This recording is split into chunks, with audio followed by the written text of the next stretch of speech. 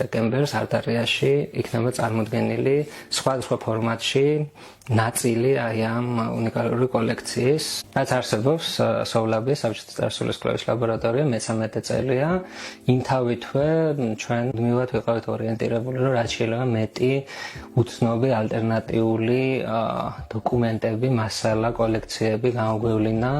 ეს გვაერთიანებს, ასე ვთქვათ, ამ თემს ხშირად სტუმრობთ ხოლმე სხვადასხვა ბუკინისტურ მაღაზიებს, ეგრეთ წოდებულ ფლიმარკეტებს, შალხიძე თუ სხვადასხვა ესეთ წერტილებში ქალაქის. შეიძლება ითქვას, ეს გარკვეული ნადირობა არის ისტორიის ნამსხვრევებზე. ეს სრული შოკი დავიმართა, როდესაც შემწინ აღმოჩნდა აი ფაქტობრივად ეს ყუთი, ეს ჩემოდანი მთლიანად სავსე აი ამ მინის ნეგატივები.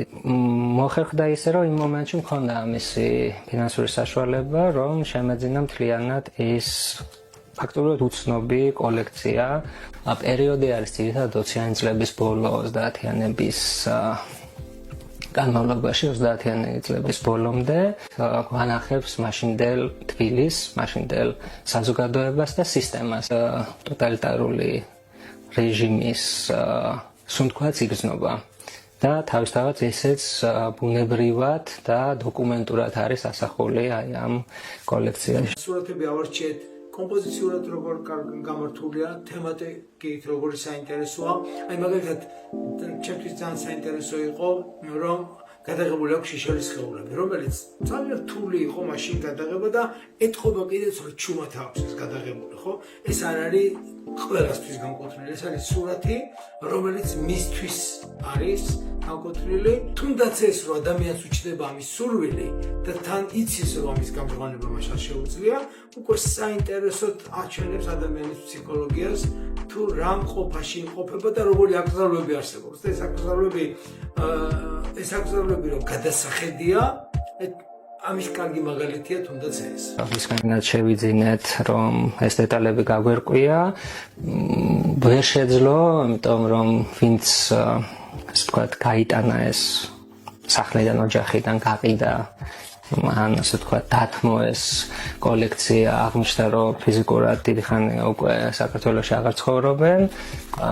ცადე მაქსიმალურად, რომ აი ეთხოვა მას ვინაობის გარკვევა და რაღაც ესეთი ბუნდოვანი ცნობის მოპოვება შეძლო, რომ სავარაუდოდ ადამიანს, ვინც აი მთელ არქივს ქმნიდა, ფოტოგრაფი, სახელი და გვარი მისი იყო გიორგი ქათამაძე.